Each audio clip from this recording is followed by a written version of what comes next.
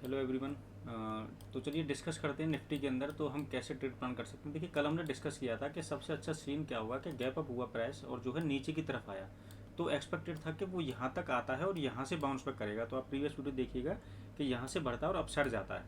तो एग्जैक्ट तो टच नहीं हुआ मगर वहाँ से आसपास से वो है उसके पास आया और वहाँ से फिर से वो बाउंस बैक करके अपसाइड में गया। और अभी भी अगर आप प्राइस एक्शन को चेक करोगे तो कहीं ना कहीं अभी भी बुलिशनेस शो कर रहा है। हालांकि अभी थोड़ी देर पहले गिफ्ट निफ्टी जो है नेगेटिव था, तब भी मुझे लग रहा था कि प्राइस जो है अपसाइड जाएगा, मतलब अपसाइड जाएगा कहाँ तक, अप टू दिस लेवल 24,437 के आसपास तक प्राइस जाएगा अपसाइड में।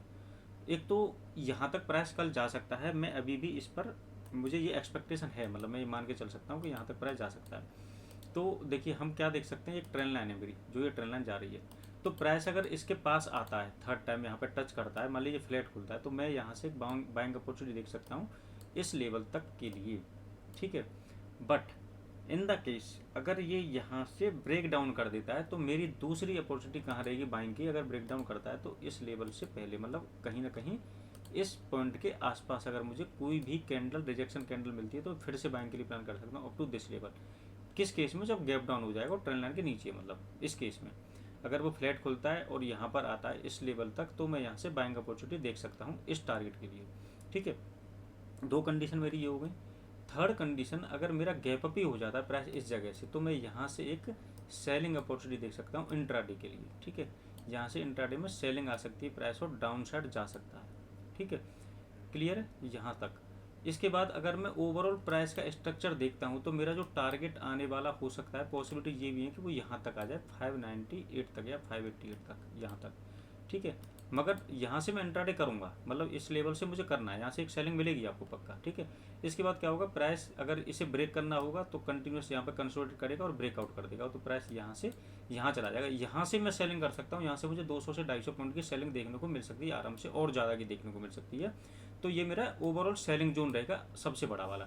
मगर इंट्राडे के लिए मेरा सेलिंग जोन ये रहेगा। ठीक है, बाइंग जोन क्या रहेगा, ये लेवल और ये कैंडल, ये सॉरी ट्रेंड लाइन, तो ये मेरे बाइंग लेवल्स हैं। तो यहाँ पर मैं बाइंग करूँगा और इन लेवल्स में सेलिंग करूँगा। ठीक है, तो आज मैंने कोशिश भी की है, जो प्रॉब्लम आई थी आपको आवाज़ के लिए कि साउंड थोड़ी कम है, तो शायद मुझे लगता है आज साउंड जो है अच्छी होगी।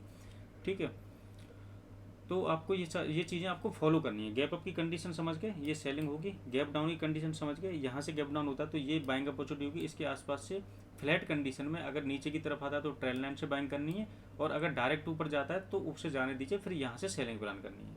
ठीक है, ये कंडीशन हमारी देखने को मिल सकती हैं आपको कल के मार्केट के लिए। ठीक है, तो फिलहाल अगर ओवरऑल स्ट्रक्चर की बात करेंगे तो देखिए निफ्टी जो है फिलहाल बहुत ज़्यादा बुलिश नहीं है, मतलब अभी तो बुलिश था, जैसे हमने बॉटम भी एग्जैक्टली फाइंड किया कि यहाँ से ऊपर जा सकता है। अब 24,000 से हम ऊपर ही हैं फिलहाल तो। और अभी हम जो हैं क्या देख सकते हैं, पहला रेजिस्टेंस एरिया मेरा ये है, दूसरा रेजिस्टेंस एरिया मेरा ये है ना। तो मुझे लगता है कि अगर निफ्टी ऊपर भी गया, ओवरऑल ऊपर भी जाता है, तो उसके पास क्या क्या रेजिस्टेंस एरिया हो सकते हैं। तो देखिए एक ये हो सकता है, यहाँ से गिर सकता है, थोड़ा बहुत रिट्रेसमेंट, अगर यहाँ से ऊपर जाना होगा तो इसे टेस्ट करेगा और ऊपर ब्रेकआउट करेगा। फिर इसके बाद यहाँ से गिर सकता है। ठीक है, सॉरी ये वाला एरिया थे 59, इस वाले एरिया से यहाँ से गिर सकता है ऐसे आके। ठीक है, ये एक मेजर रेजिस्टेंस एरिया है, मतलब ये वाला एक बहुत अच्छा रेजिस्टेंस एरिया माना जाएगा 590 के आसपास, मतलब इस हाई के आसपास 600, मतलब 580 टू 600 मान के चलो आप।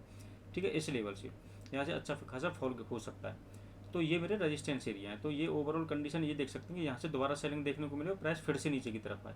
ठीक है, तो ऐसे आप ट्रेड प्लान कर सकते हैं। तो अगर आपको वीडियो अच्छी लगी हो तो लाइक करें, शेयर करें और सब्सक्राइब करें। Thank you so much. और दूसरा एक चीज़ और बताना भूल गया कि आप अगर चाहें तो स्टॉक्स में फार्मा सेक्टर में और डिफेंस सेक्टर में आप एंट्री प्लान कर सकते हैं। जैसे मुझे फार्मा सेक्टर थोड़ा मजबूत लग रहा है, और अगर कुछ स्टॉक्स जैसे सिप्ला हुआ और आपका सन फार्मा हुआ अगर थोड़ा सा डिप देते हैं तो आपको एक बाइंग अपॉर्चुनिटी मिल सकती है अच्छे खासे टारगेट के लिए अपसाइड में। ठीक है, तो आप इन दो सेक्टर्स में प्लान कर सकते हैं बाइंग के लिए। ठीक है, चलिए वीडियो अगर अच्छी लगी हो तो फिर लाइक करके जाएँ। Thank you, good night everyone, bye.